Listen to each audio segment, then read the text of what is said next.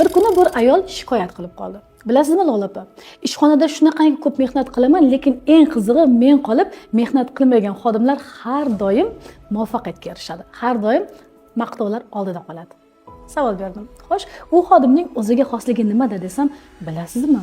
U qilmagan ishini ham shunaqangi zo'r gapirib taqdim etadiki, qoyil qolaman dedi. Xullas, siz qilmagan ishingizni emas, hech bo'lmasa qilgan ishingizni, faoliyatingizni go'zal holatda, o'z o'rnida va joyida taqdim etishni bilmaysizmi?